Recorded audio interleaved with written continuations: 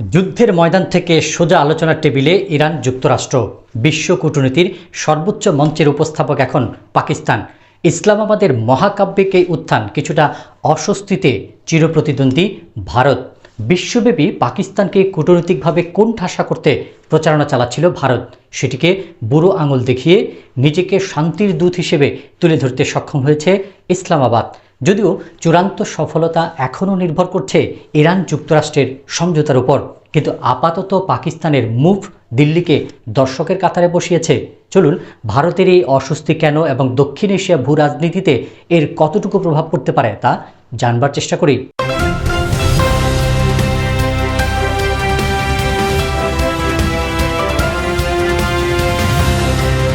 বিশ্ববাসীর নজর এখন ইসলামাবাদে, যেখানে চলছে বিশ্বের সবথেকে জটিল শান্তি আলোচনা। রেফারির ভূমিকায় পাকিস্তান, ন্যাটোভুক্ত একমাত্র মুসলিম দেশ হয়েও তুরস্ক পারেনি। কেনই বা পাকিস্তানের উপর আস্থা রাখল ইরান এবং যুক্তরাষ্ট্র? এর কারণ যুক্তরাষ্ট্র ও ইরানের সাথে পাকিস্তানের নিরপেক্ষ কূটনৈতিক সম্পর্ক বজায় রেখে চলা। 2004 সাল থেকে পাকিস্তান ন্যাটোর বাইরে যুক্তরাষ্ট্রের সবথেকে বড় মিত্র। 2025 সালের মে মাসে পেহেলগামে ভারতের সঙ্গে সংঘাতের পর হোয়াইট হাউসে নতুন করে প্রবেশাধিকার পায় ইসলামাবাদ।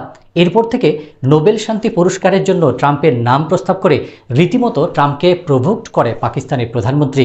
2026 সালের শুরুতে ট্রাম্প পরিবারের ক্রিপ্টোকারেন্সি ব্যবসার সাথে চুক্তিবদ্ধ হয়ে ট্রাম্পের আস্থা পাকাপোক্ত করে পাকিস্তানের বর্তমান সরকার। ট্রাম্প নিজেই বলেছেন, প্রধানমন্ত্রী শাহবাজ শরীফ এবং ফিল্ড মার্শাল আসিম মনিরের সঙ্গে ফোনালাপের ফলাফলই হলো ইরানের সঙ্গে যুদ্ধবিরতি। অন্যদিকে ইরানের পররাষ্ট্রমন্ত্রী আরাকচিও যুদ্ধবিরতির জন্য কৃতজ্ঞতা প্রকাশ করে আসিম মনির ও শাহবাজ শরীফকে আমার প্রিয় ভাইরা বলে সম্বোধন করেছেন। ইরান পাকিস্তান প্রায় 900 কিলোমিটার সীমান্ত শেয়ার করে। ইরানের পর বিশ্বের দ্বিতীয় বৃহত্তম শিয়া মুসলিম জনগোষ্ঠী বসবাস পাকিস্তানে। এ কারণে তেহরানের কাছে পাকিস্তানের গুরুত্ব অনেক। মধ্যপ্রাচ্যের অনেক দেশের মতো পাকিস্তানে মার্কিন ঘাঁটি নেই।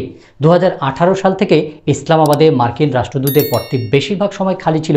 বর্তমানেও সেখানে কোনো স্থায়ী রাষ্ট্রদূত নেই। এটি ইরানের কাছে পাকিস্তানের গ্রহণযোগ্যতা বাড়িয়েছে। 2006 সালের পর কোনো মার্কিন প্রেসিডেন্ট পাকিস্তান সফর করেনি। 2011 সাল থেকে 15 বছর পর কোনো ভাইস প্রেসিডেন্ট হিসেবে জেডি ভান্স এই সফর পাকিস্তানে। এদিকে সৌদির সঙ্গে সামরিক প্রতিরক্ষা চুক্তি থাকলেও বারবার ইরানের হামলার পরেও ধৈর্যের পরিচয় দিয়েছে পাকিস্তান, যেটা তেহরানকে মুগ্ধ করেছে। পাকিস্তানের এই কূটনৈতিক সাফল্য নয়াদিল্লির উদ্বেগ কেন, কিভাবে বাড়াচ্ছে?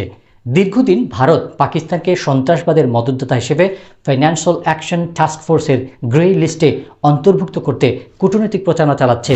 কাশ্মীর ইস্যুতে আন্তর্জাতিক চাপ সৃষ্টি করতে ভারত নিয়মিতই জাতিসংঘ সহ আন্তর্জাতিক বিভিন্ন ফোরামে তথ্য উপাত্ত তুলে ধরেছে।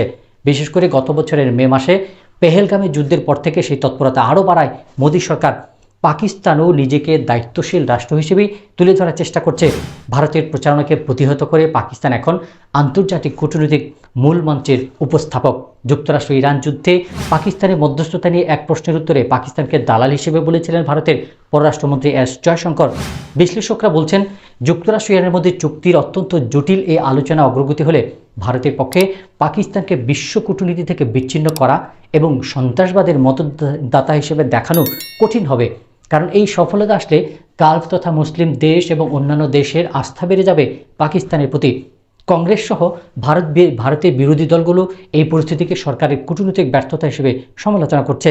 এছাড়া মধ্যপ্রাচ্যের সংঘাত নিরসনে ভারতের ভূমিকা রাখার সুযোগ খুবই কম। রাশিয়া ছাড়া ভারতের সাথে কোনো দেশের সম্পর্ক ততটা ভালো নয়। চীনের সাথে শত্রুতা, আমেরিকার সাথে এই ভালো এই মন্দ। রাশিয়ার তেল বিক্রি ইস্যুতে ওয়াশিংটন দিল্লি সম্পর্কে ব্যাপক খারাপ হয়। এই কারণে ট্রাম্প আকাশচুম্বী কর আরোপ করেছিল ভারতের বিরুদ্ধে।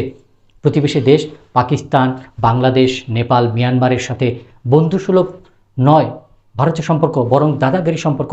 তাছাড়া গাদায় সংঘাতের মধ্যে 2025 সালে ভারত ও ইসরায়েলের নতুন প্রতিরক্ষা সমঝোতা, 2026 সালে ফেব্রুয়ারিতে $10 বিলিয়ন প্রতিরক্ষা সমঝোতা, 73,000 কোটি টাকার বেশি মূল্যের আরেকটি বড় প্রতিরক্ষা চুক্তি ইত্যাদি।